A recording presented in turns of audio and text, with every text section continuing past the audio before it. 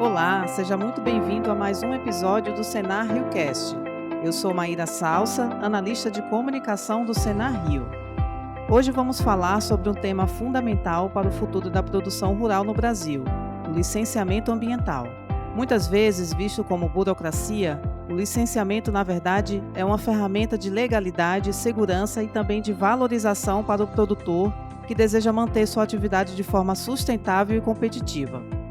Para essa conversa, recebemos duas lideranças do agro fluminense.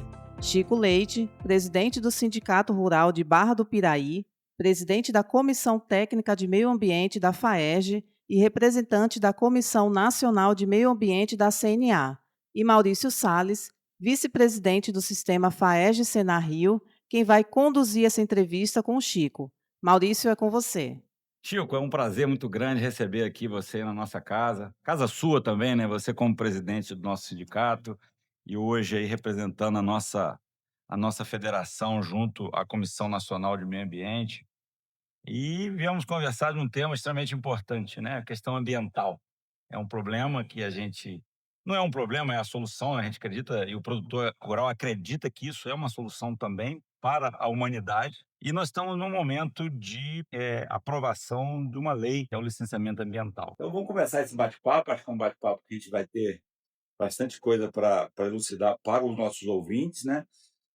Vamos falar da questão dessa lei que foi aprovada, que foi vedada, e você tem uma base, com certeza, de conhecimento muito grande sobre isso.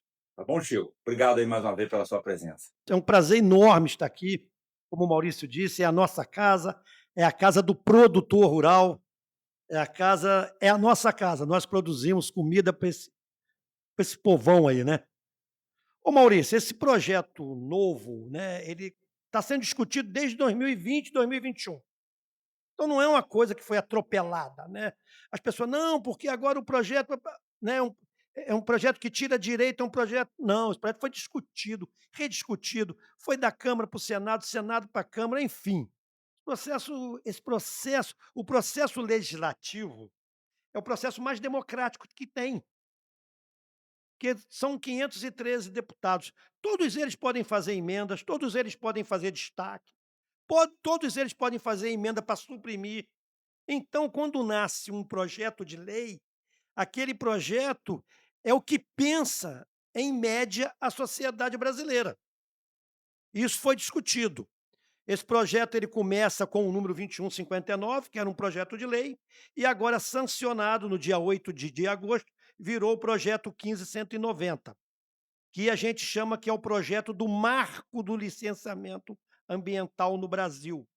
É um projeto que avança, ele foi muito vetado, foi muito transfigurado no final, né, essa é a nossa posição, e que nós vamos discutir. O projeto foi sancionado, agora volta para casa, para a Câmara dos Deputados e para o Senado.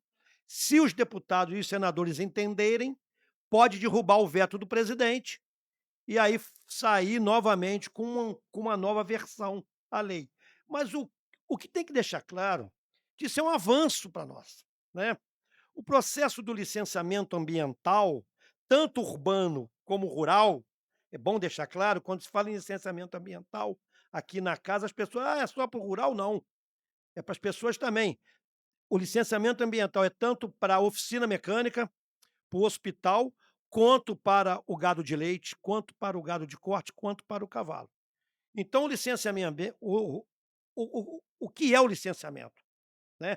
É um ato administrativo, né, feito pelo poder público, aonde o produtor rural, através de um requerimento, coloca toda a documentação dele, coloca o que ele pretende fazer e coloca as responsabilidades deles e descreve passo a passo o que ele pretende.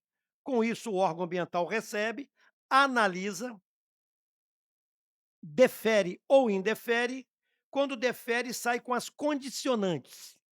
Olha, Maurício, você vai poder ter uma produção de gado intensiva, desde que está condicionado ao tratamento, né, da matéria orgânica, né, da conservação das APP, que você respeita a cota de área de preservação permanente. Então, o processo de licenciamento ambiental, ele é muito bem feito, né. E o produtor rural, só quem ganha é o produtor rural com isso, porque o produtor rural passa a ter um certificado do poder público que aquela propriedade está respeitando o meio ambiente e trabalha de forma sustentável. Ô Chico, dentro de toda essa legislação que você, né, desde 2020 e 21 que está sendo discutida dentro do parlamento brasileiro, teve um papel fundamental do nosso sistema, da nossa CNA. Acho que é legal para a gente, para as pessoas entenderem, né, a importância dos nossos sindicatos rurais, que começam lá na base, das nossas federações aqui na Federação do Rio, e da nossa CNA que está em Brasília. Eu costumo dizer hoje que a FPA, que é uma frente parlamentar, né, do agronegócio, ela se sustenta muito dentro da nossa CNA. Então, eu queria que você, para o nosso ouvinte, né, entender um pouco do nosso sistema, qual a importância numa legislação dessa. O sistema CNA foi vital, foi o que norteou, né, tecnicamente os deputados, né. Na Câmara Federal, o deputado Pedro Lupion, do Paraná, uma pessoa extraordinária, com conhecimento sobre produção agropecuária, e no Senado é a nossa ex-ministra Tereza Cristina, que também é uma pessoa de extremo conhecimento, agrônoma, formada em Viçosa, uma faculdade de excelência, né? Foi superintendente do Senar Mato Grosso, então uma pessoa do nosso sistema. Então, a CNA mantém na Câmara dos Deputados, né, uma assessoria parlamentar, aonde não se vota nada e aonde se não discute nada antes de passar pelo crivo, pelo estudo técnico da CNA. Então essa lei foi muito discutida. A bancada é em torno de 247 deputados. Então o nosso ouvinte pensa, se nós somos 513 deputados no total, 247 é da bancada, é da Frente Parlamentar Agropecuária, que em momento nenhum prega não cumprir a lei. Se tem uma pessoa que cumpre a lei e é obediente às normas jurídicas, é o produtor rural, a começar pelo direito de propriedade. E não existe produção hoje se não for sustentável. Só que o princípio de sustentabilidade, Maurício, é muito claro. É o equilíbrio entre, né, o ambiental, o social e o econômico. Não existe equilíbrio ambiental se você tem um social fraco, se você tem desemprego, se você não tem uma economia para manter esse povo. Hoje nós somos 8 bilhões de pessoas. Isso aí é muito interessante, Chico. Eu trabalho no nosso de campo há muitos anos, né? E um produtor de leite um dia falaram para ele que tinha o novo Código Florestal, que eu vou pedir depois para que a gente converse sobre isso também.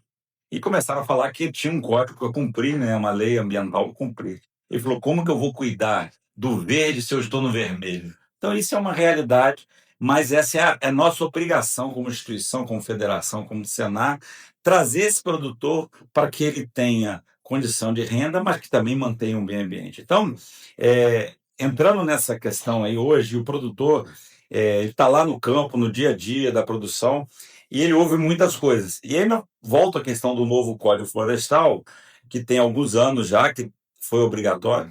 E aí tem o famoso CAR, né? O Cadastro Ambiental Rural. Todo mundo conhece CAR, né? Hoje talvez são poucos produtores que não entendem, pode até não fazer.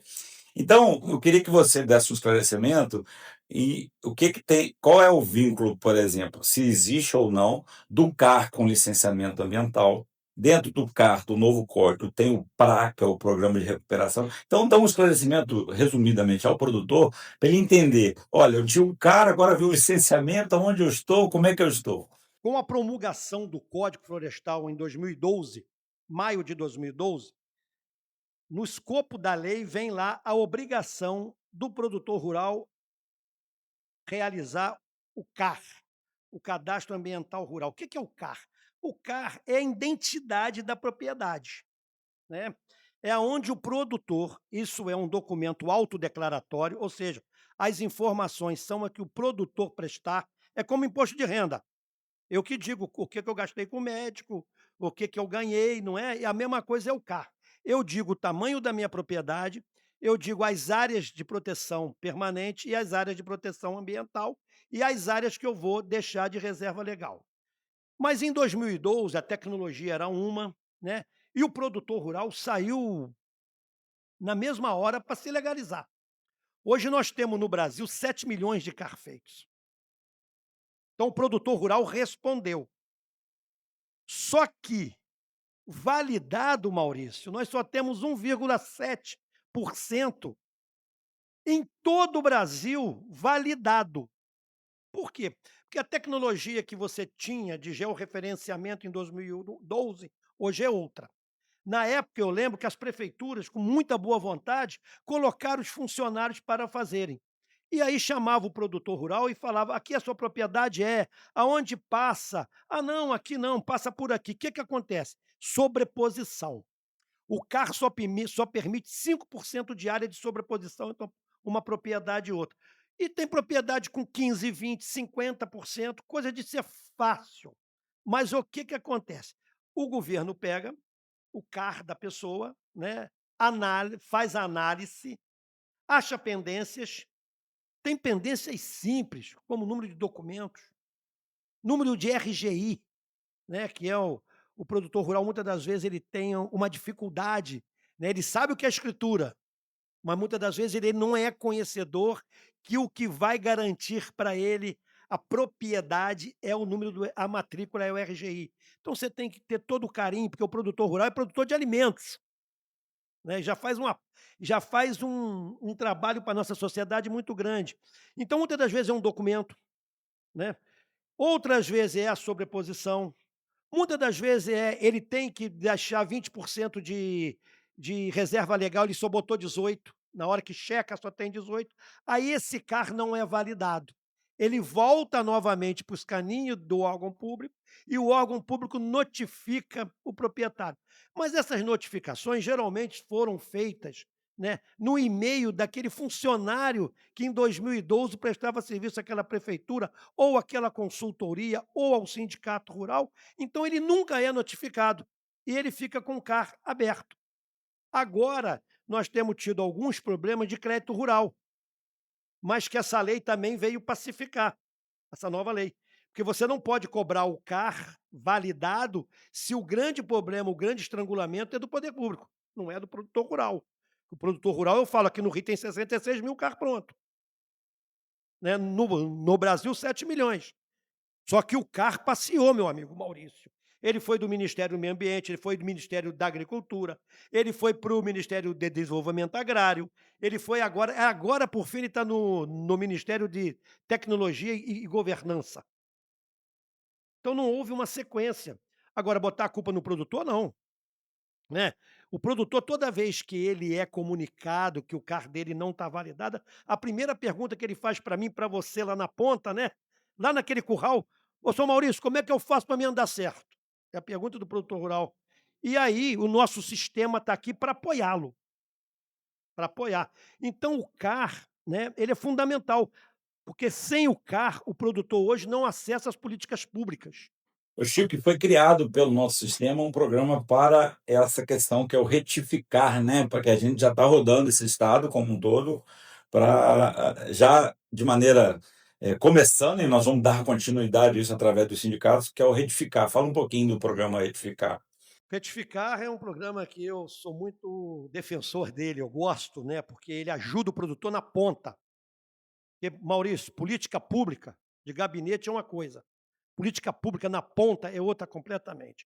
O Retificar é um programa que foi criado pela CNA para percorrer os estados, para ajudar o produtor a fazer o dever de casa, para ele cumprir essa notificação, para ele ter o CAR validado. Hoje nós estamos com 5 estados fazendo isso: Minas, Tocantins, Ceará, Roraima, o Rio de Janeiro e Alagoas. Né? Aqui no Rio eu posso te garantir, né, foi assinado um acordo de cooperação técnica, final do ano passado com o início desse ano, com a federação, com a FAES, com o doutor Rodolfo, com a CNA, com o nosso presidente João Martins e com o presidente do INEA. Né? Eu quero aqui fazer um agradecimento aos técnicos do INEA, que têm sido muito parceiro. Então, como é que nós estamos fazendo? Nós estamos trabalhando em forma de mutirão. Por exemplo, nós fomos a Tanguá. Chegamos lá, tinha 90 produtores lá, né. Distribuímos senhas e o atendimento é individual, porque você tem que checar número de RGI, número de propriedade. Nós detectamos aonde está, né, o erro para validar, fazemos a retificação. Uma vez retificado, ele volta para o INEA e o INEA aí dá o carimbo de validado, ele está com o CAR perfeito. Se a propriedade apresentar algum passivo ambiental, aí ele é obrigado a fazer o PRA, é o Programa de Recuperação Ambiental, que nós também vamos iniciar outro trabalho, que é o programa Pra Valer, Pra Valer, né. Então nós já rodamos 15 municípios, acabamos de chegar de Teresópolis. Uma área de produção de horticultura muito grande. E é o mesmo problema, é documento, é reserva legal, é área de APP, é o dono da propriedade que morre, né, e aí os herdeiros não sabem o que faz. Ô, Chico, então nós podemos dizer que esse programa Edificar é um programa piloto que nós estamos fazendo, mas já é um piloto grande, vamos dizer assim, ampliar, mas que a tendência é que a gente no futuro deixe isso dentro do nosso sindicato rural, né? O nosso sindicato será mais um serviço que ele poderá oferecer, porque você está falando que nós temos 60.000 CAR, estamos atendendo aí, tendo esse plano piloto, é muito pouco. Então, depois o produtor pode vir ao sindicato, junto da nossa federação, e nós vamos dar continuidade a essa retificação do seu CAR, né, ou na validação do seu CAR. Eu acho que é mais ou menos por aí. Uma outra questão, e aí você pode esclarecer o pessoal, na questão do PRA, do Programa de Regularização Ambiental, o Estado, né, o órgão estadual, o órgão do Estado da questão ambiental, que é o INEA, ele precisa de uma regulamentação de como que eu vou fazer, porque essa é uma outra preocupação do produtor. Tudo bem, eu tenho que ter, pela lei do novo Código Florestal, na Mata Atlântica, no nosso bioma, eu sou obrigado a ter 20% de reserva legal. Eu só tenho 15. Como é que eu faço as outras 5? Eu tenho um prazo, isso vai ser regulamentado ainda, né? É, assim que você identifica que você tem um passivo ambiental, né, é simples, mas você, produtor rural que está nos escutando, vá ao sindicato rural do seu município. O sindicato é a primeira trincheira de defesa do produtor rural. Nós temos que valorizar em muito o nosso sindicato rural. O sindicato está lá para dar uma orientação jurídica, uma orientação previdenciária, uma assistência técnica gerencial e agora da regularização ambiental. Então, se você tem consciência que você tem um passivo ambiental, ou se você tem uma dívida ambiental, né, você tem até 20 anos, a lei diz que você tem até 20 anos para você cumprir aquilo. Então você faz um requerimento, né, e ali você coloca a sua intenção de recuperar, no caso 15, os 5% que está faltando. E aí tanto a CNA quanto os sindicatos vai poder orientar vocês, porque nós estamos fazendo convênios, né, doutor Rodolfo ia assinar um convênio com a SEDAI, né. Aí no conselho de administração eu falei: "Doutor Rodolfo, coloca aí mudas", porque a SEDAI, ela tem essa expertise de fornecer mudas, né. Então nós usaremos as mudas para fornecer para o produtor, para ele conseguir cumprir. Na região aqui da Baixada Litorânea, na RH5, que é em torno da Baía de Guanabara, tem um TAC, um termo de ajuste ambiental, assinado com a Petrobras, por causa do passivo ambiental do Coperj, e prevê justamente esse dinheiro ser aplicado nos prás daquela região toda ali. Então, nós estamos levantando o problema, mas também estamos encaminhando a solução. Claro, isso é importante. Nosso bate-papo ambiental ele é complexo e grande, né, Chico? Não é fácil.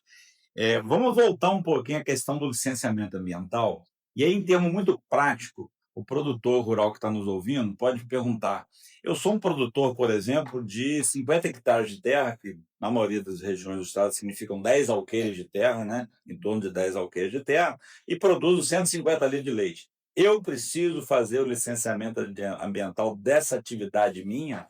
Pela nova lei, se você não tiver em área de unidade de conservação, né, se você não tiver usando recurso natural, né, algum recurso, você não é obrigado, porque você tem que enquadrar a sua atividade.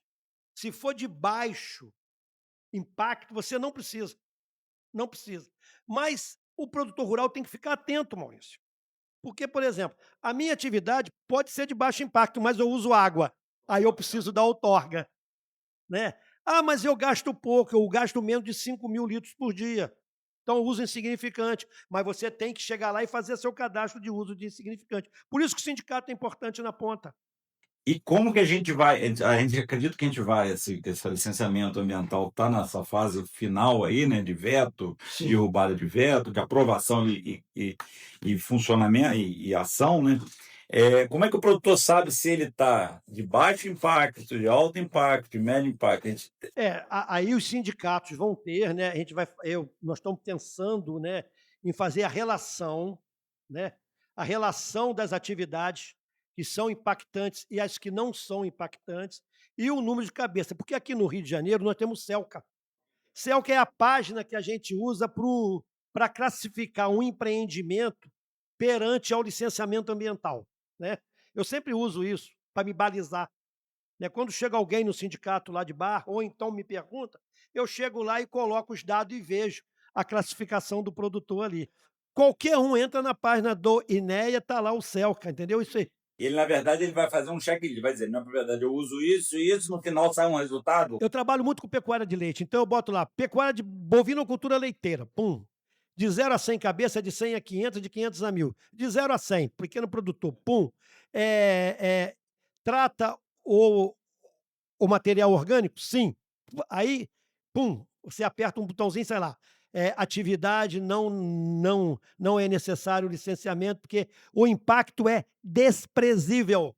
Então, é o seguinte, ponto e contrapontos, né? O produtor rural, ele precisa estar mais junto do sistema, porque só o sistema CNA-FAERJ vai poder ajudá-lo.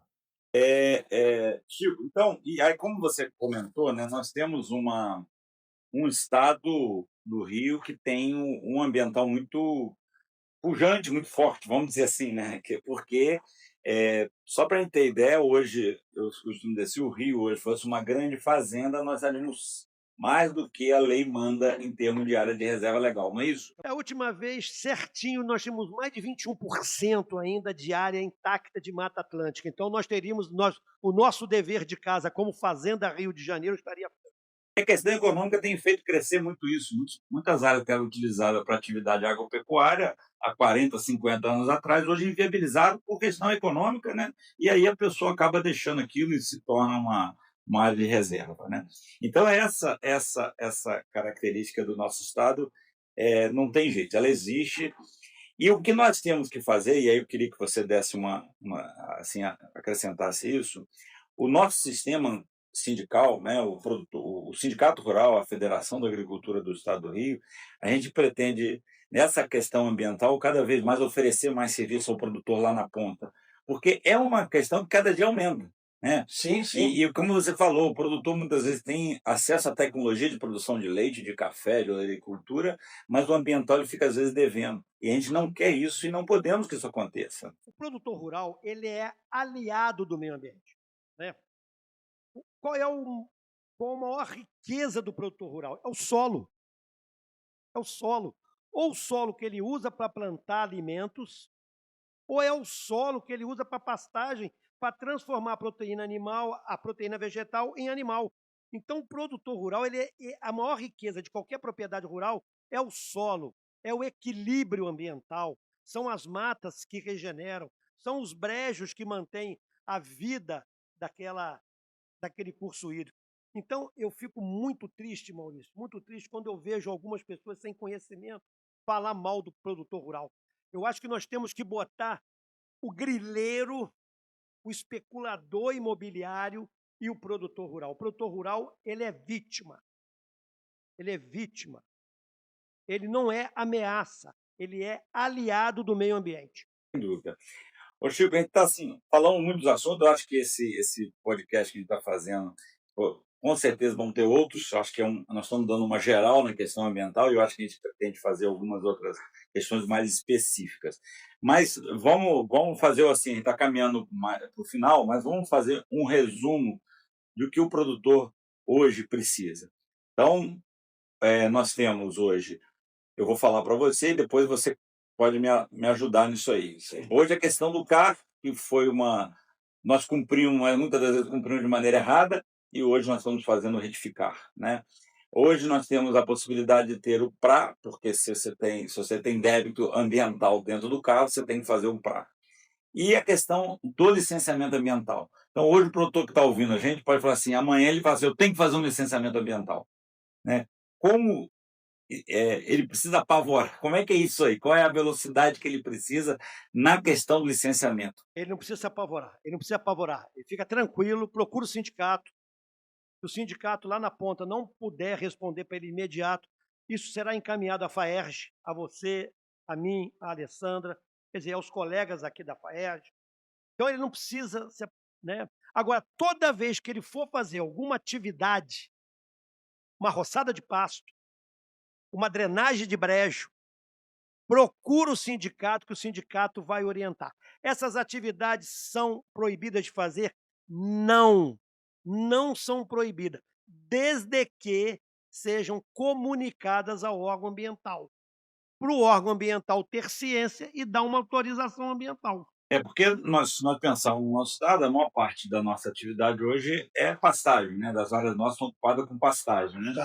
Então, essa é uma dificuldade. Às vezes, uma limpeza de pastagem, ele precisa pedir uma autorização ao órgão ambiental. É isso que a gente vai tentar, ele ter esse acesso no sindicato, né? Vamos fazer isso.